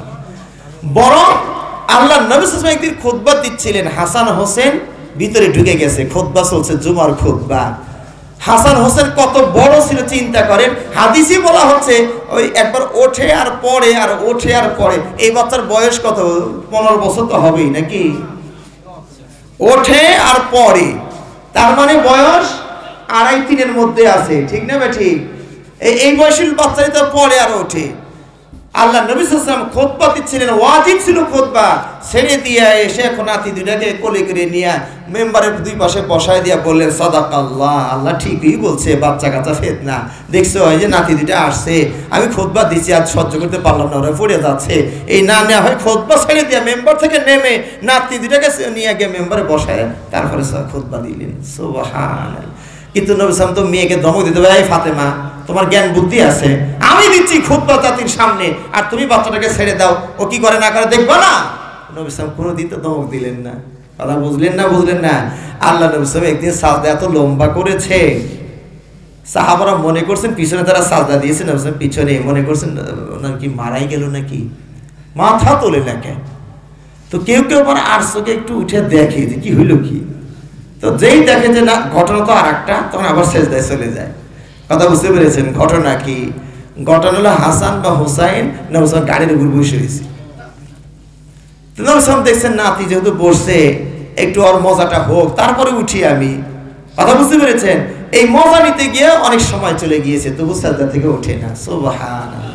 আমাদের মতো মানুষ হইলে সালাতটা শেষ করে দিয়ে এই কারবা বাচ্চাদের উল্টা পাল্টা বকা জকা দিয়ে শেষ করে দিতা, ঠিক কিনা? আল্লাহ নবী সাল্লাল্লাহু আলাইহি ওয়াসাল্লাম বাচ্চাদেরকে সালাতের ভিতরে কাঁধে নিতেন।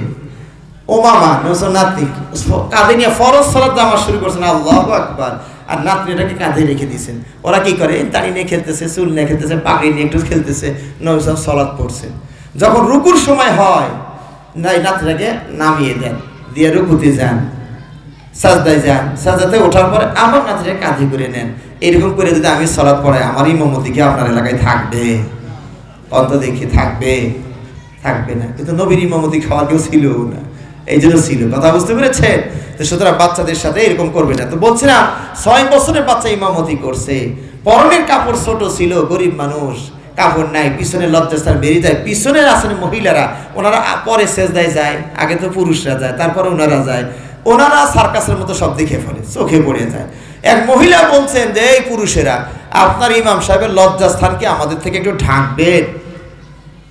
তখন সবাই তো গরিব মানুষ, কে একটা কাপড়ের ব্যবস্থা করবে? এই হাড়ি সাদা তুলে ওই সাহাবীর একটা কাপড় কিনা জামা, লম্বা একটা জামা বানিয়ে দিয়েছিল।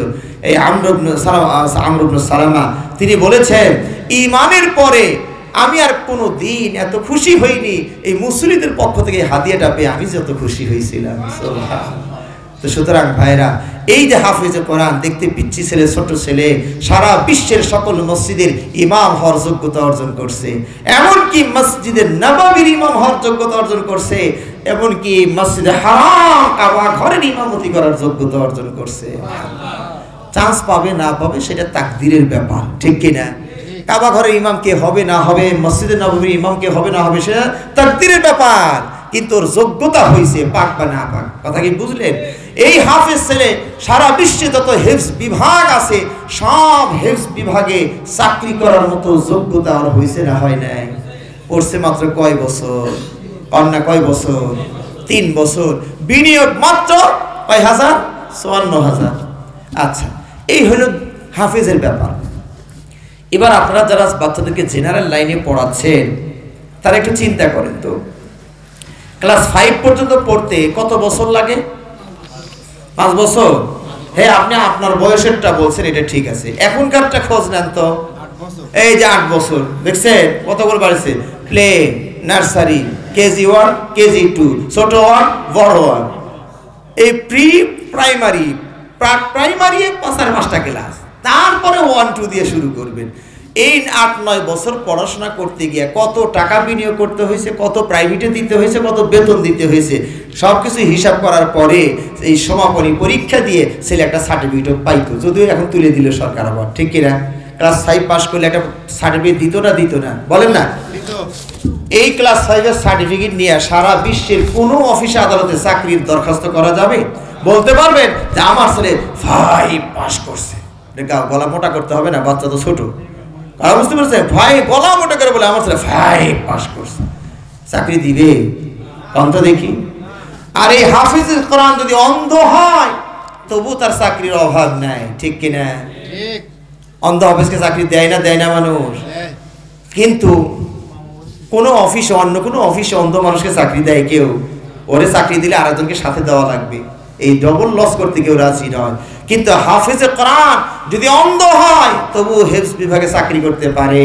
কি আদর সম্মান করে ছেলেরা, দেখবেন ওস্তাদকে হাত ধরে টয়লেটে নিয়ে যায়, নিয়ে আসে, গোসল করতে নিয়ে যায়, নিয়ে আসে, খাবার নিয়ে এসে সামনে দেয়, বাটিগুলো খুলে দিয়ে প্লেটে ভাত দেয়, ওস্তাদ এখানে মাছ দিছে, গোস্ত দিছি, খায়, প্লেটটা দিয়ে দেয়, লুঙ্গি পর্যন্ত দিয়ে দেয়, গায়ে কাপড় টাপড় দিয়ে দেয়।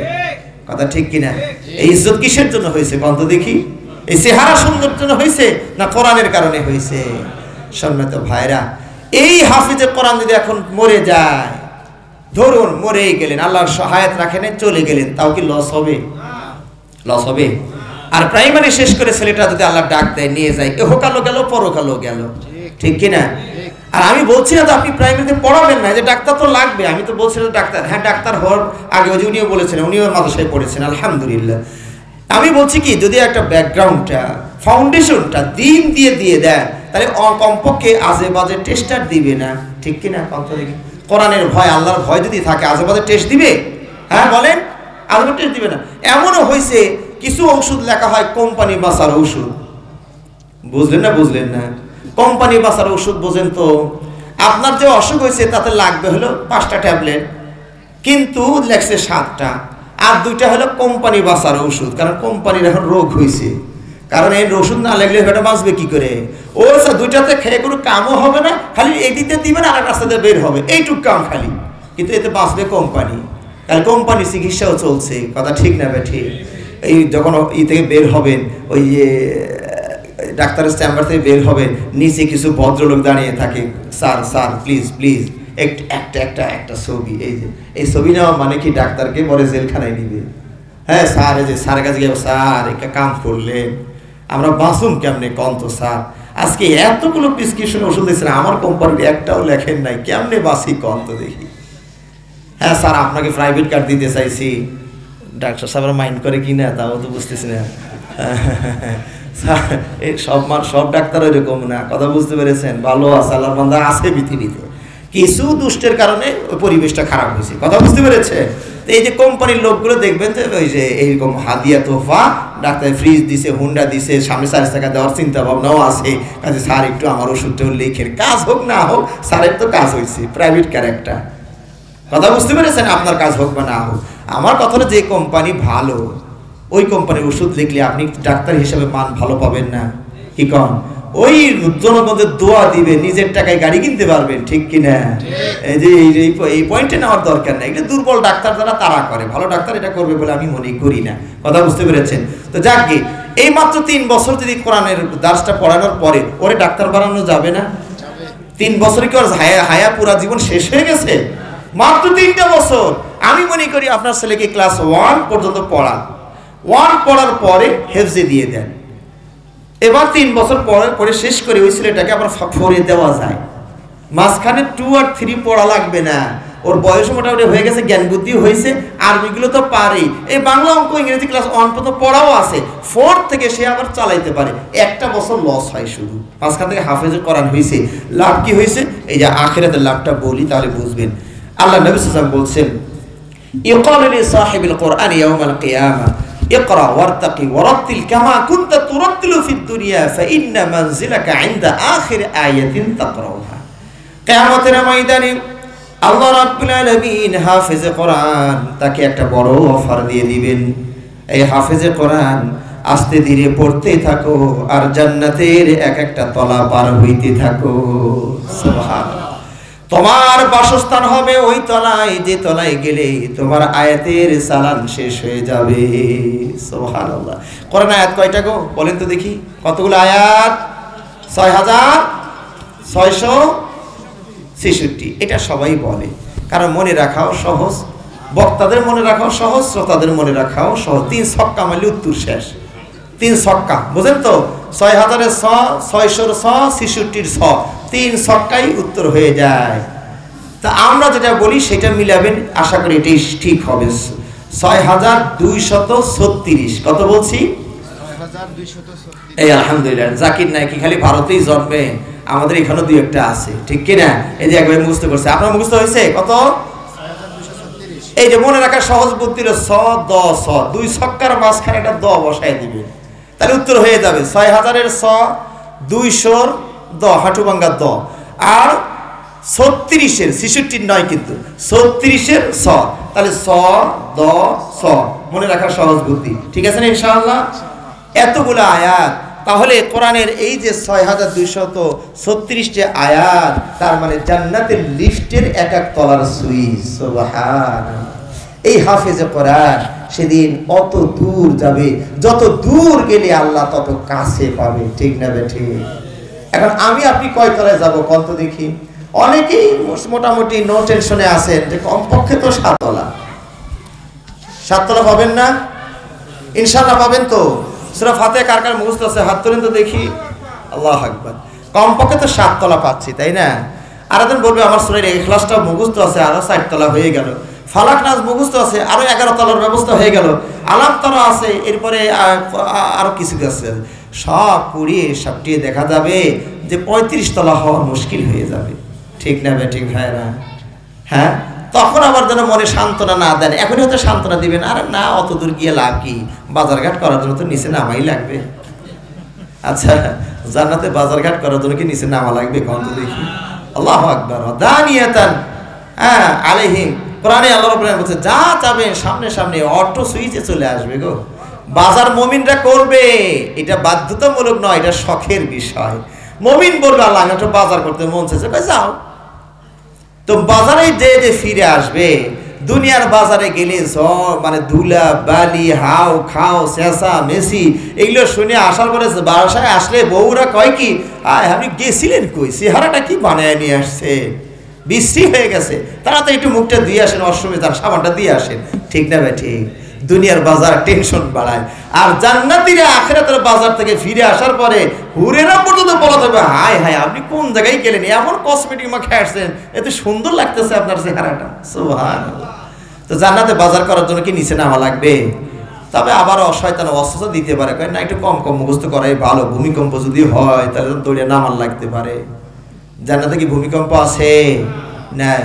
সুতরাং সময় তো ভাইরা সবাই মিলে একটু চেষ্টা করি, ছোট্ট ছোট্ট আয়াতগুলো মুখস্থ করি, যাতে করে একটু তালা বাড়ানো যায়। রাজি আছেন না নাই সবাই? আজকে আপনাদের জন্য 3 তলা বাজেট আছে, নিবেন? নেবেন ইনশাআল্লাহ? দেওয়ার মালিককে আমি না উনি? আল্লাহ দিবেন, তবে সিস্টেম আল্লাহ বলে দিয়েছেন, ওই সিস্টেমে আমরা পা বাড়াই। ঠিক কিনা? সবাই একটু রেডি হয়েছেন 3 তলা নেওয়ার জন্য? একটু রেডি হন তো, ইনশাআল্লাহ নিতে পারবেন ইনশাআল্লাহ। পড়ুন আমার সাথে সাথে না, আমার পরে পরে পড়বেন, এটা আমাদের বক্তাদের ভুল। বক্তারা বলে কি আমার সাথে সাথে পড়ে, ঠিক না? হ্যাঁ, এটা কিন্তু বক্তাদের ভুল। এটা কেমনে? কোরআন খুলুন, কোরআন আরো বলে দিয়েছেন, ওয়াইদা কুরিয়াল কুরআনু ফাসতামিউ লাহু ওয়া আনসিতু লাআল্লাকুম তুরহামুন। সার কথা হলো কোরআন পড়ার সময় নীরবতা পালন করতে হয়, চুপচাপ থাকবেন, মনোযোগ দিয়ে শুনবেন। তা আমার পড়ার পর আপনারা পড়বেন, ঠিক আছে না? আউযু বিল্লাহি মিনাশ শাইতানির রাজীম। পড়ুন।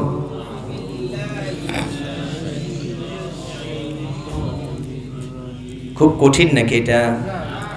আওয়াজে আসবো না, ভোটের দিন না খুব চিল্লেন, তাই না? তা একটু একটু একটু জোরে বললে ভালো হয় না? বলেন তো, আবার একটু বলেন তো।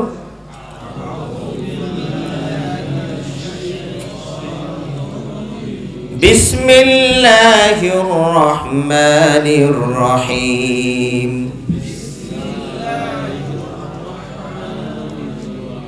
একবার বলবো, মুখস্থ করে ফেলতে হবে ইনশাআল্লাহ। আল কারিআহ। কার কার মুখস্থ হয়েছে হাত তুলেন তো দেখি। এই যে দেখছেন একতলা কিন্তু হইল। আলহামদুলিল্লাহ বলেন, আলহামদুলিল্লাহ বলেন তো দেখি, আবার বলেন তো।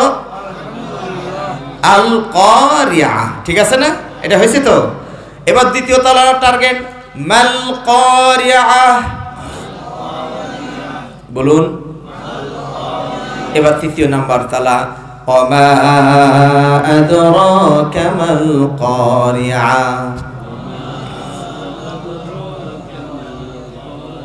তৃতীয় নম্বর আয়াত মুখস্থ করার একটা টেকনিক শিখিয়ে দিই, কৌশল। সেটা হলো কি, ওমা আদরাকা, একটু খালি মুখস্থ করবেন। বলেন তো, ওমা আদরাকা।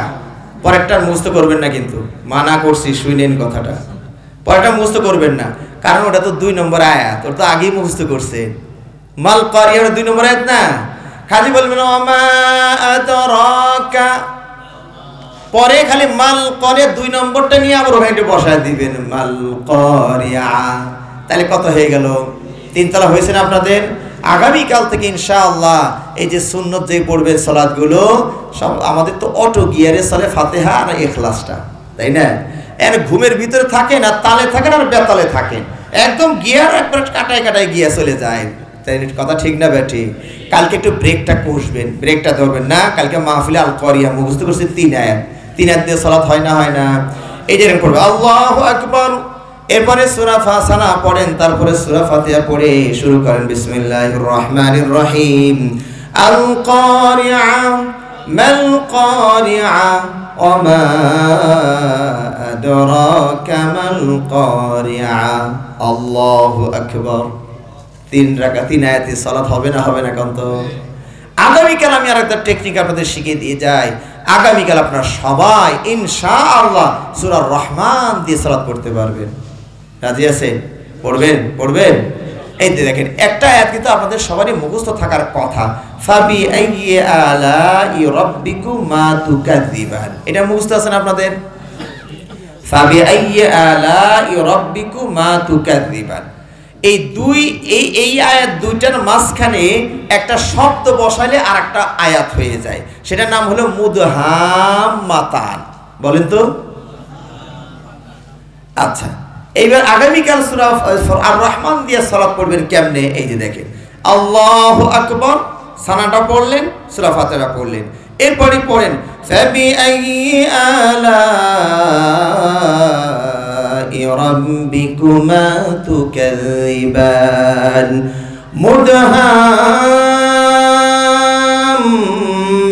মুদহাম্মাতান ফাবি আইয়ি আলাই রাব্বিকুমা তুকাযিবান। আল্লাহু আকবার। পারবেন না পড়তে? হ্যাঁ, আর রহমান দিয়ে পড়তে পারবেন না সালাত? একটু টেকনিক শিখবেন। এই যুদ্ধ শুরু হয়ে গেছে আমাদের। এখন থেকে ছোট্ট ছোট্ট সূরাগুলো, ছোট্ট ছোট্ট আয়াতগুলো মুখস্থ করার টার্গেট নেই, যাতে করে আল্লাহর জান্নাত একটু বেশি তলায় যেতে পারি, উপর তলায় যেতে পারি। রাজি আছি না সবাই ইনশাআল্লাহ?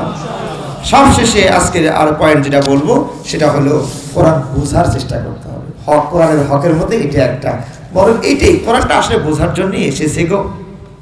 কোরআনটা কিসের জন্য এসেছে? বোঝার জন্য এসেছে, তাই না? আচ্ছা, আপনার ছেলে সৌদি আরবে থাকে, একটা চিঠি পাঠিয়েছে, মেসেজ। এখন তো চিঠি কেউ বোঝে না, মেসেজ বোঝে, তাই না? মেসেজ পাঠিয়েছে, ধরুন খামে করে এসেছে, এরকম যে খামের মধ্যে চিঠি আসছে। তো আপনি খালি চিঠিটাকে মানুষকে, জনগণকে দেখান, এই যে দেখো আমার ছেলে চিঠি পাঠিয়েছে, কাউকে দিব না, পকেটে রেখে দেন, খোলেনও না, পড়েনও না। আমার ছেলে সৌদি 5 জায়গা থেকে পাঠাইছে চিঠি। কথা বুঝতে পেরেছেন? মোহাব্বতে খালি চুমু খান, কপালে মাথায় ছোঁয়া দেন, বুকে রাখেন, পকেটে রাখেন, চিঠি পড়েন না। এই চিঠির হক আদায় হইল? ছেলে লিখেছিল, বাবা অনেক কষ্ট করে সৌদি আরবে আসলাম, ভাবলাম তো অনেক টাকা কামাই হবে, অবস্থা খুব একটা ভালো দেখছি না, তারপরেও কষ্ট করে 3 লাখ টাকা আপনার অ্যাকাউন্টে পাঠিয়ে দিয়েছি। 2 লাখ টাকা ঋণ আছে, পরিশোধ করিয়ে, আর 50,000 টাকা দিয়ে মার ঘরের পিছনের বেড়াটা ভেঙে গিয়েছে, মেরামত করিয়ে, আর বাকি 50,000 টাকা দিয়ে ছোট মাছ কিনে খেতে থাকেন আর দোয়া করতে থাকেন সামনে আরো কিছু পাঠাইতে পারি কিনা। কিন্তু আপনি তো চিঠি খালি চুমু খান, খোলেনও না পড়েও না। আর এই যে ব্যাংকে যে 3 লাখ টাকা এসে পড়ে থাকলো, ওকে আপনি আর নিতে পারবেন? তাহলে এটা খুললে পড়তে হবে না হবে না? এখন হয়তো বলবেন যে কপাল পোড়া, আমি তো পড়তে পারি না, বাবা অনেক চেষ্টা করছিল কিন্তু আমি তো দুষ্ট ছিলাম, পড়লাম না, এখন না বুঝি যে পড়ার কি দরকার ছিল। এই আপনি যদি পড়তেও না পারেন, তাও কি চিঠি এভাবে রেখে দিবেন? কি করবেন? পাশে যে আব্দুল্লাহ পড়াশোনা শিখছে, বাবা কপাল খারাপ, পড়ি নাই, দেখো তো আমার ছেলে কি লিখছে, ও পড়ে শোনাইবে, 3 লাখ টাকা পাঠিয়েছে, মনে মনে খুব খুশি। আবার একটু সন্দেহ, বেটা কি 5-এর জায়গায় 3 পড়লো নাকি, ভুল পড়লো নাকি, বেশি পড়লো না কম পড়লো। আবার আব্দুল করিমের কাছে জায়গা, বাবা তুমি একটু পড়ো, আব্দুল জব্বারের কাছে জায়গা, তুমি একটু পড়ো। যখন দেখে 3 আল্লাহর বান্দায় 3 লাখ করে পড়ে, ভাই তাহলে কথা মনে এইটাই আছে, ঠিক না বেঠি? তাহলে আল্লাহর কালাম যদি খালি চুমু খান আর বুকে নিয়ে রাখে, জুজদারে ভরে রাখেন, ওই রমজান টু রমজান, এই হলে কি কোরআন এইটা হক আদায় হবে? কত দেখি কোরআন যে বলে দিয়েছে এই পথে যেও, জান্নাতের পথ, ডাইনে বামে যেও না, জাহান্নামের পথ। তাহলে কোরআন বোঝার চেষ্টা করা লাগবে না? কত দেখি সূরাতুল কমারে 4টি আয়াত আল্লাহ নাযিল করে একই কথা 4 বার রিপিট করেছেন। ওয়ালাকাদ ইয়াসসারনাল কুরআনা লিযিকরি ফাহাল মিন মুদ্দাকির। আমি কোরআনকে বোঝার জন্য সহজ করে দিয়েছি, সুতরাং বোঝার মতো কেউ আছে নাকি?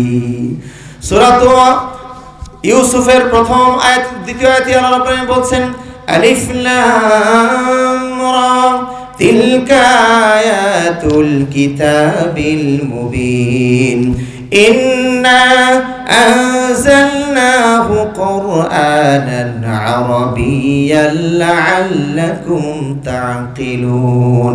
আল্লাহ রাব্বুল বলেন, আমি কোরআনকে আরবি ভাষায় নাযিল করেছি যাতে করে তোমরা বোঝো। আরবি ভাষায় কোরআন নাযিল করেছেন যাতে করে আমরা বুঝি, আমরা বাঙালি। আল্লাহ বলে না, আমি আরবি ভাষায় পড়ব নাযিল করেছি যাতে তুমি বোঝো। আমার কাছে কি মনে হয় কি জানেন, প্রত্যেক ভাষা, আরবি ভাষা সহজ ভাষা। কেমনে বুঝলাম? এই যে দেখেন, আমার কাছে যেটা মনে হয়েছে, প্রত্যেক ভাষার প্রথম অক্ষরটার দিকে তাকাইলে একটা মেসেজ পাওয়া যায় যে কয় নম্বরের কঠিন বা সহজ ভাষা হতে পারে। ইংরেজি প্রথম অক্ষর লিখতে কলম কয়বার ওঠানামা করা লাগে কন্ত? 3 বার। এখন কোনটা আগে দিবেন পরে দিবেন সেটা যার যার ব্যাপার, তাই না? এই যে দিলেন একটা, আবার নিচে নামলেন, এবার প্যাট কাটলেন, কটা হলো? 3। তাহলে ইংরেজি ভাষাটা 3 নম্বরের কঠিন ভাষা। বাংলা ব্যঞ্জন বর্ণের ক লিখতে খাতার কলমের সাথে 71-এর যুদ্ধ ঘোষণা করা লাগে, ঠিক না ভাই? ঠিক। এই যে দেখেন, গণিত তো দেখি কয়টা হয়, ক লিখতেছি কিন্তু এটা কি দিলাম? মাত্রা, তাই না? 1। আবার বামে ক্রস করে নিচের দিকে নামতে থাকেন, কত হয়েছে? 2। আবার ডাইরেক্ট দিকে গিয়ে আরো তাও নিচের দিকেই নামতে থাকেন, কত হয়েছে? এবার আবার ব্যাক করে ওই জায়গায় লাগিয়ে দিয়েছেন, কটা হয়েছে? 4 বার গোলাগুলি করেও কি ক হয়েছে? কেবল ব হয়েছে। এবার একটা কান মশলা দিয়ে দিবেন, তাহলে কি হয়? তাহলে 5 বার গোলাগুলি করার পরে বাংলা ভাষার ক সূর্যের মুখ দেখতে পায়। বোঝা গেল বাংলা ভাষা সহজ না কঠিন। এই জন্য এই ভাষার বিশ্বের কেউ শিখতে তেমন পারে না। চাইনার একটু কষ্ট করে শেখে, ওর বাংলা শুনলেই বোঝা যায় যে বাঙালি। সাদা কুসকুসে লাল ধবধবে, এইরকম বাংলা যদি কেউ বলে ও বাঙালি, সাদা কুসকুসে আর লাল ধবধবে, এরকম বাংলা বললে কেউ বাঙালি নাকি? কথা বুঝলে? সব মানে শক্ত, কিন্তু শক্ত সব শক্ত সব জায়গায় চলে না। কালো কুসকুসে, লাল টুকটুকে, সাদা ধবধবে, এটা ঠিক আছে, এ হলো বাঙালি, তাই না? লাল ধবধবে, কালো কুসকুসে, এটা তো হয়ে গেল। কালো টুকটুকে, তাহলে হবে না, এটা বাঙালি না। কথা বুঝতে পেরেছেন? আচ্ছা, আরবি, তাহলে বাংলা ভাষা অনেক কঠিন ভাষা, যার কারণে কেউ তেমন শিখতে পারে না। আরবি প্রথম অক্ষরটার নাম কি কন্ত? কারো যদি প্যারালাইসিস হয়, আপনার আব্বার বা দাদার প্যারালাইসিস হয়েছে, তারপরে কলমটা দিয়ে বলছেন একটা আলিফ লেখেন তো দেখি পারেন নাকি? তো এরকম তুলতে গিয়ে হঠাৎ করে দশ পড়েও গেছে, আরে বাবা পারলাম না, পড়ে গেছে। না না, টেনশন করেন না, হয়েছে তো, আলিফ হয়েছে না হয় নাই, পড়ে গেছে, তাও প্রাণ ছাড়াই আলিফ হয়ে যায়। তার মানে আরবি ভাষা সহজ না কঠিন? সহজ। চেষ্টা করেন, ওই দূরে দূরে থাকেন তো, এই জন্য মনে হয় আরবি ভাষা মনে কত কঠিন। আল্লাহ রাব্বুল আলামিন আমাদেরকে এই আরবি ভাষা বুঝে কোরআন বোঝার তৌফিক দান করুন বলে আমিন। কমপক্ষে যারা বাংলা পড়তে পারেন, ওয়ার্ড বাই ওয়ার্ড যদি নাও বোঝেন, আগামীকাল থেকে একটা টার্গেট নেন, একটা পৃষ্ঠা আরবিটা পড়েন, পড়ার পরে বাংলাটা পড়েন, আপনার চোখে পানিও এসে যেতে পারে, ঠিক কিনা? হ্যাঁ, চেষ্টা করেন সবাই, পারবেন তো ইনশাআল্লাহ? এটা আপনাদের বালক শাখার পাশাপাশি আবার দারুস সুন্নাহ বালিকা হাফেজিয়া মাদ্রাসা শুরু করেছেন, তাই না? তো ইনশাআল্লাহ মেয়েদেরকেও হাফেজা বানানোর চেষ্টা করেন, যদিও কঠিন, মেয়েরা মুখস্থ করতে পারে, তাও মানে কিছু পারছে, ধরে রাখা কঠিন, তারপরেও চেষ্টা করেন, তারাও শিখবে ইনশাআল্লাহ। আমাদের মাদ্রাসা থেকে এবার হাফেজা বের হয়েছে আলহামদুলিল্লাহ। তো এই যে আপনার মেয়েদের জন্য ব্যবস্থা হয়েছে, ও এটা করবেন। পাশাপাশি এই যে লাস্টের যে কথাটা বললাম, কোরআনটা বোঝার জন্য আসছে না, এখন আপনারা মাদ্রাসাটাকে যে লেভেলে রেখেছেন আলহামদুলিল্লাহ, সেটাতে হাফেজ বের হচ্ছে, তাই তো? হাফেজের ফজিলত তো জানলেন, বুঝলেন, হ্যাঁ, অনেক বড় মর্যাদা, কিন্তু এই হাফেজ যেন কোরআনটা আবার কি আল্লাহ বলেছেন তা যেন বুঝতে পারে। এই জন্য আমার কিতাব বিভাগ শুরু করতে হবে। এই যে আমার ভাই আসছেন সাথে, পরামর্শ করছিলেন কয় ক্লাস খুললে কেমনে কয়জন শিক্ষক নিয়ে দিলে এটা শুরু করা যেতে পারে। আমি বলেছি যে হেলথ শেষ করে একটা ছেলে সাধারণত 3-4 দেওয়া যায় তারে, তো আপনারা যদি এবছর 3 আর 4 টার্গেট নেন, যে হাফেজ ছেলে শেষ করে যেন 3-4 ভর্তি হতে পারে, বুঝতে পেরেছেন? 3 জন শিক্ষক নিয়োগ দেওয়া লাগবে, 2 জন অ্যারাবিক দিবেন, 1 জন জেনারেল শিক্ষক নিয়োগ দিবেন। এইভাবে সবার সহযোগিতা নিয়ে করা যায় কিনা একটু চেষ্টা করেন। আল্লাহ আমাদের সবাইকে তৌফিক দান করুন, আমিন।